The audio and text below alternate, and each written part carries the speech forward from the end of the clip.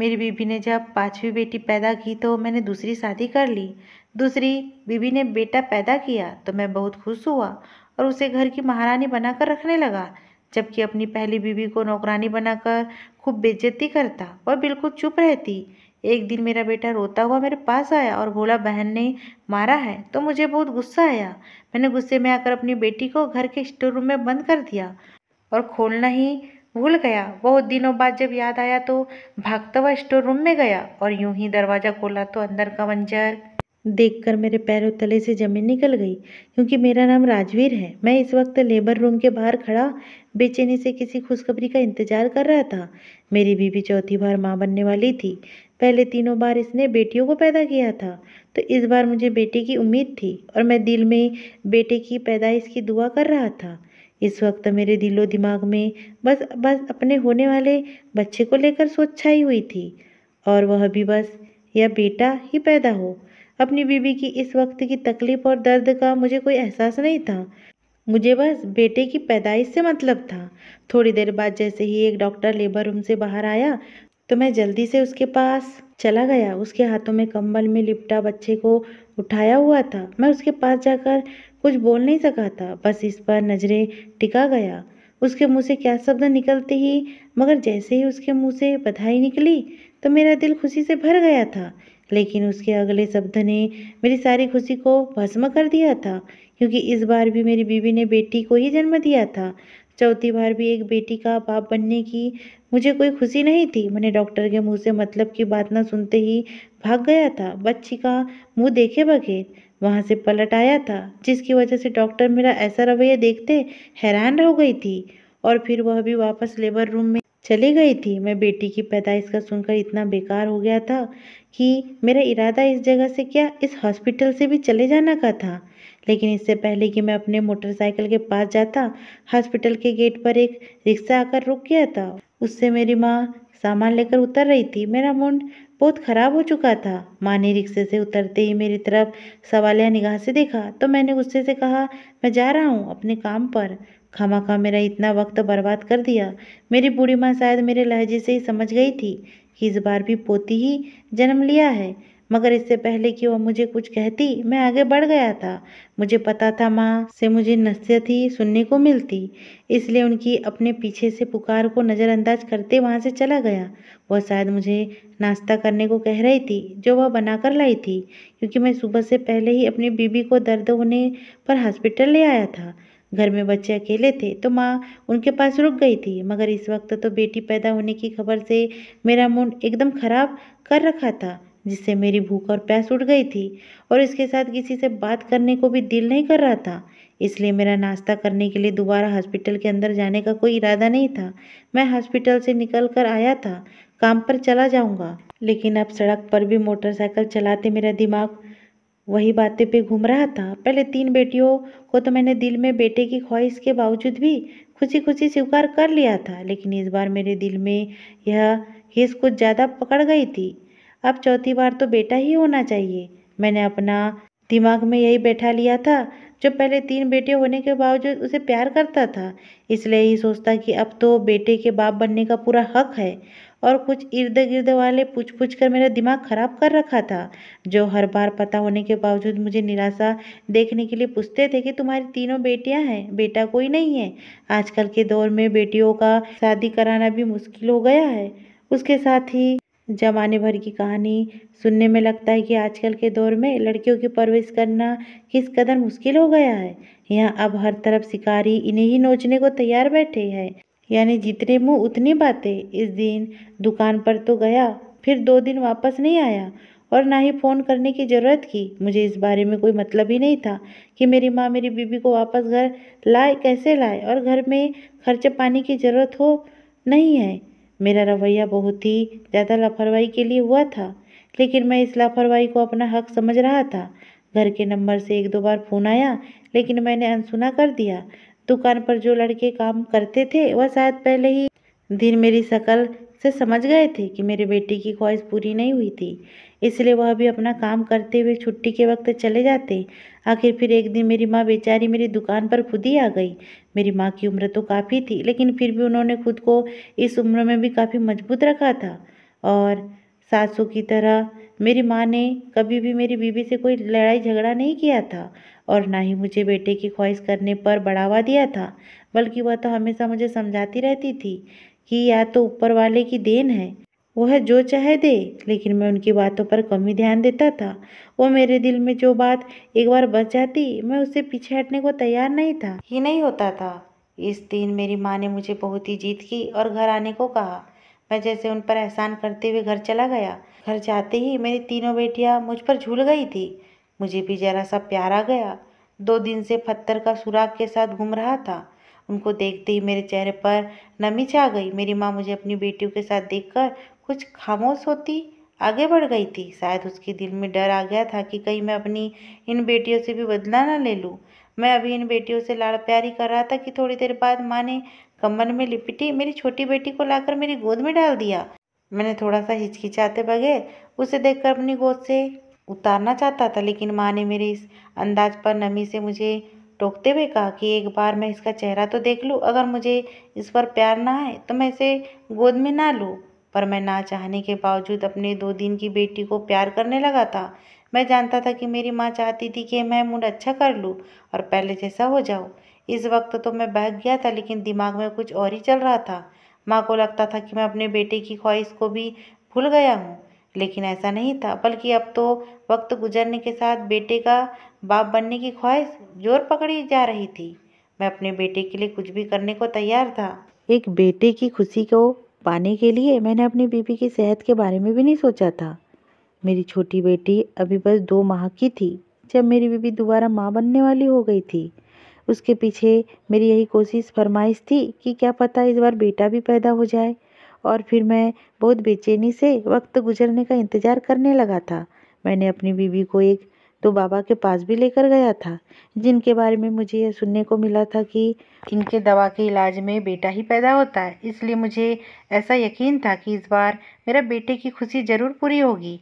इसलिए तो मैंने इस बार खुद से अपनी बीबी का बहुत ख्याल रखा था, जो कि हर बार रखना चाहिए था। लेकिन मेरी आंखों पर तो बस बेटे की मोहब्बत की पट्टी बंधी हुई थी और बेटे की पैदाइश के लिए मैं यहाँ भी नहीं सोच रहा था कि इससे मेरी बीवी की जान को खतरा भी हो सकता है।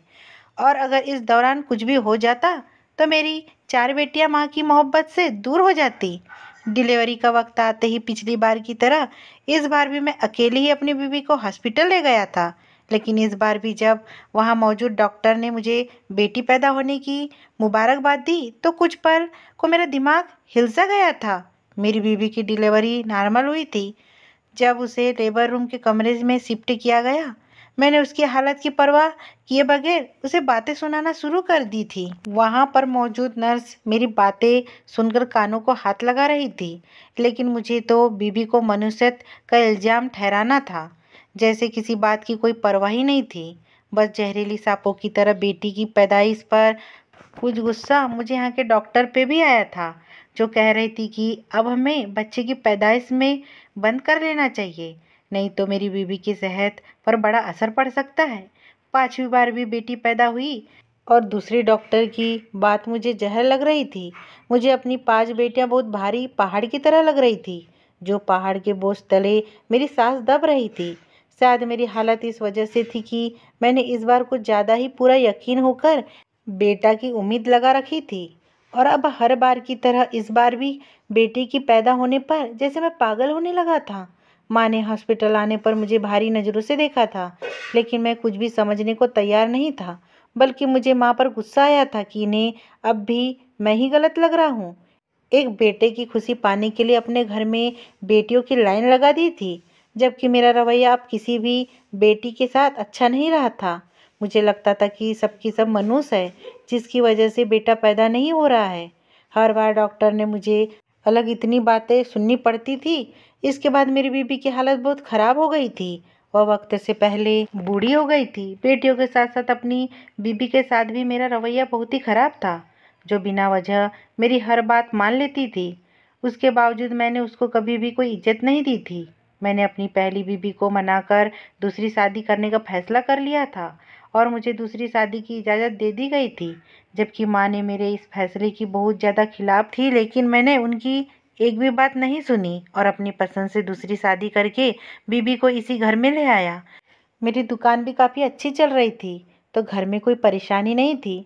हमारी बरकत शायद मैं बेटियों की बदौलत था, जो भी मैं कभी नहीं समझ सका और उन्हें बस सारी ज़िंदगी खुद पर बोझ समझने ही लगा था। मेरी दूसरी बीवी की माँ बनने की खबर सुनते ही मैंने उसे जैसे पलकों पर बिठा लिया था। घर में सबको आदेश कर दिया था, इसका खास ख्याल रखा जाए। फिर आखिरकार दूसरी बीवी से मुझे बेटा मिल गया था और मैं अब बेटे की खुशी पाकर पागल हो गया था।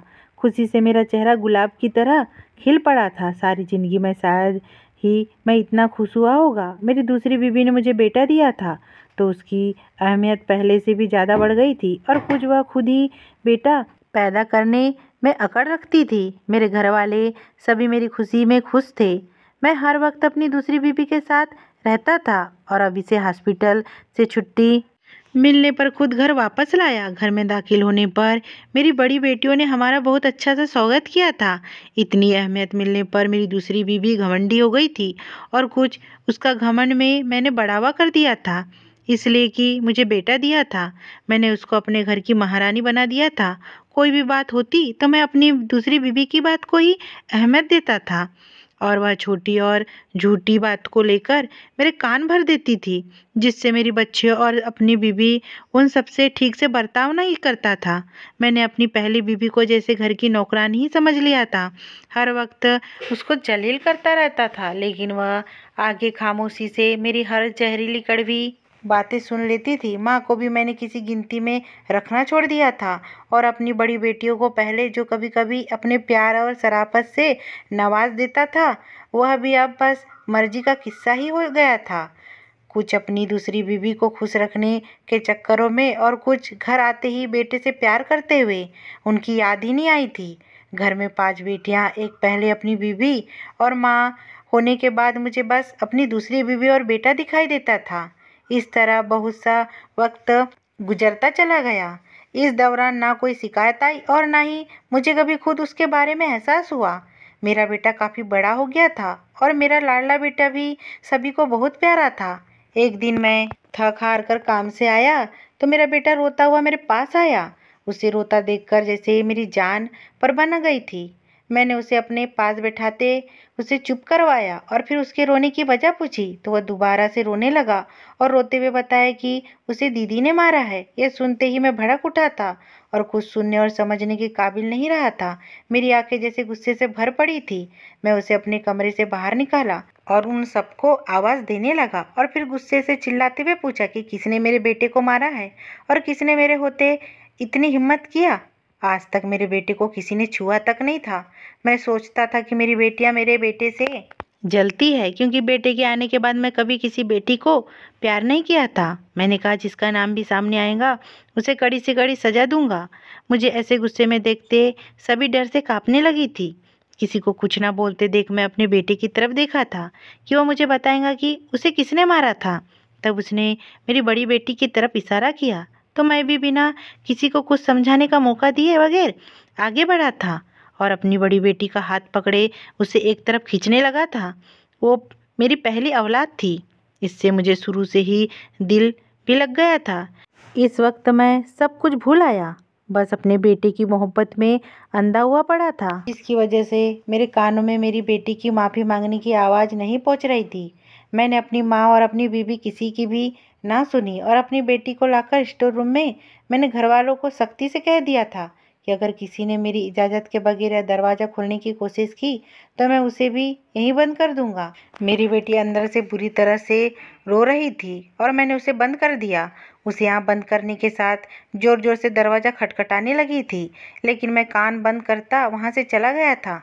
मेरे ख्याल से यह था कि आज पहली बार किसी ने मेरे बेटे पर हाथ उठाया है तो उसे सबक मिलना ही चाहिए। अगर मैं ऐसा नहीं करूँगा तो फिर हर किसी की हिम्मत बहुत बढ़ जाएगी और मेरे पीठ पीछे वो मेरे बेटे के साथ कुछ भी कर सकते हैं। वे सब मेरे बेटे को मिलने वाली अहमियत से जलते होंगे। उस दिन अपनी बेटी को यूं ही स्टोर रूम में बंद करके मैं जैसे भूल ही गया। मेरे होश हवासों पर इतना गुस्सा सवार था कि मैं उसे एक दिन तो ज़रूर सज़ा देना चाहता था। इस समय मैंने यह जानने की कोशिश नहीं की थी कि आखिर आज इतने सालों बाद मेरी बेटी ने अपने भाई को क्यों मारा है, जो आज मेरी बेटी के मारने पर रो रहा था। उस दिन मैंने अपने बेटे को खुद से सीने से लगाए बहुत बातें करता रहा और इसी तरह उससे खुद से लिपट कर सो गया। और फिर जब सुबह जल्दी जल्दी मैं उसे स्कूल छोड़कर खुद दुकान पर चला गया। सुबह उठने में रात वाला वाकया मैं तकरीबन भूल ही गया था। और फिर जब दोबारा अगली शाम घर गया तो किसी ने मेरे सामने कोई जिक्र भी नहीं किया था। शायद मेरे गुस्से से डर रहे थे। मैंने किसी भी तरह ध्यान नहीं दिया था। यही वजह थी कि मैं जान भी नहीं सका कि मेरी कौन सी बेटी घर में सबके साथ नहीं है। बेटियां काफ़ी समझदार हो गई थी। वह खुद ही मुझसे दूर दूर रहती थी और इनकी माँ इनको पढ़ाई के साथ साथ घर का काम भी सिखाती रहती थी। छोटी बेटियां बस दूर दूर से मुझे देखती, मगर मैंने उसको कभी भी प्यार से बुलाना जरूरी नहीं समझा था, इसलिए वह भी मुझसे दूर रहती थी। 3-4 दिन गुजरने के बाद आखिरकार एक दिन बैठे बैठे मुझे अचानक से अपनी बेटी का ख्याल ही आ गया था। मैंने स्टोर रूम में बंद कर दिया था। यही सोच आते ही मैंने बहुत घबरा सा गया था और मैं एकदम से बैठकर उठ गया। और जो भी था वह मेरी बेटी थी। मैं उसे जान से मारने का सोच भी नहीं सकता था, लेकिन इतने दिनों बाद वह मुझे याद आई थी तो मुझे लगा कि वह ज़रूर मर गई होगी। मैं तेज़ दौड़ते कदमों के साथ स्टोर रूम में जाकर उसे देखना चाहता था। मेरी दूसरी बीवी मुझे इस तरह देखते हैरान हो गई और पूछने लगी कि क्या हुआ है, लेकिन मैं बगैर कुछ बोले बड़ी मुश्किल से नीचे की तरफ चल रहा था। मैंने कपकपाते हाथों के साथ स्टोर रूम का दरवाज़ा खोला तो अंदर कुछ रोशनी दाखिल हुई थी। मैंने एक गहरी सांस भरते अंदर कदम रखा था और अपनी बेटी को देखने के लिए नज़र दौड़ाई तो उसे देखते ही मेरी नज़र वहीं पर ठहर गई थी। मेरी आंखें हैरान हो गई थी। मेरा बेटा मौजूद था और उसकी मौजूदगी में मैं यह सोच भी नहीं सकता था कि यहाँ इसके अलावा कोई और होता तो मैं आसानी से यकीन नहीं कर लेता। लेकिन वह जिसके लिए मैं सोच रहा था कि यह अकेला है, इससे कोई मोहब्बत नहीं करता होगा। मेरा बेटा यहाँ इसके पास कैद में आकर बैठा था, जिसने इसे मारा था। यह बात मैं अच्छे से समझ सकता था कि इस प्रकार से प्यार मोहब्बत का रिश्ता था, तभी तो वह यहाँ अपनी बहन के पास आया है। अगर इसे मेरी बेटियों की तरफ से नफरत मिलती तो वह कभी भी यहाँ नहीं आता। मेरा बेटा मेरी बेटी के पास बैठा उसे खाना खाने को कह रहा था और वो उसे लगातार यहाँ से चले जाने को बोल रही थी। कह रही थी कि अगर मैंने देख लिया तो मैं बहुत गुस्सा करूँगा। वो दोनों मुझे अचानक अपने सामने देखकर घबरा गए थे, मगर मुझे खामोश खड़े देखकर मेरा बेटा आगे आया और मुझे कहने लगा कि पापा दीदी को माफ़ करके यहाँ से निकाल दे, क्योंकि उस दिन दीदी ने मेरी गलती पर मुझे मारा था। दीदी की इसमें कोई गलती नहीं थी। बाद में दीदी ने मुझे सारी बात समझा दी थी, जिससे मुझे अपनी गलती का पता चल गया था। इसलिए मैं रोज़ दीदी के पास खाना लेकर आता हूँ, क्योंकि मुझे पता है आप मुझे दीदी के साथ यहाँ बंद नहीं करेंगे। मगर मैं रोज़ दीदी से कहता हूँ कि यहाँ पर ना रहे, मैं आपको ले जाता हूँ, लेकिन दीदी कहती है कि जब तक पापा नहीं मानेंगे वो बाहर नहीं आएंगी। अपने बेटे के मुंह से यह सब बातें सुनकर मुझे अपने ऊपर शर्मिंदगी हुई थी कि मैं अपनी बेटी के बारे में क्या कुछ सोचता रहा। और अब मेरी बेटी है, आसानी से यहाँ से निकल सकती थी, लेकिन इसने मेरी मर्जी को अहमियत दी, जिससे इसकी मुझसे मोहब्बत और इज्जत सामने आ रही थी। मैं अपनी बेटी और बेटे को लेकर सबके सामने आ गया तो सब हैरान हो गए थे। सबका हक मारा था, लेकिन इसके बावजूद उन्होंने मेरे इस बेटे से कभी नफरत नहीं की थी, बल्कि इससे काफ़ी ज़्यादा प्यार दिया था। मुझे अपनी बेटियों के सामने छोटा लगने लगा था और अब तक की गई मेरी सारी गलतियां मुझे याद आने लगी थी। मैंने दिल से सबसे माफ़ी मांगी थी और अपनी पहली बीवी से भी, जिसने मेरी बेटियों को इतनी अच्छी परवरिश दी थी और मेरे घर को किसी भी मौके पर बिखरने नहीं दिया था। मैंने अपनी दूसरी बीवी से भी सख्ती से कह दिया था कि अब सबके साथ घुल मिल कर रहे, जिससे उसने भी मेरी बात मान ली थी। अब मैं अपनी बेटियों से भी बहुत प्यार करता हूँ और हम सब बहुत खुश हैं। अगर ये स्टोरी आपको पसंद आई हो दोस्तों और चैनल पे नए हो तो प्लीज़ चैनल को सब्सक्राइब करना बिल्कुल ना भूलें। धन्यवाद।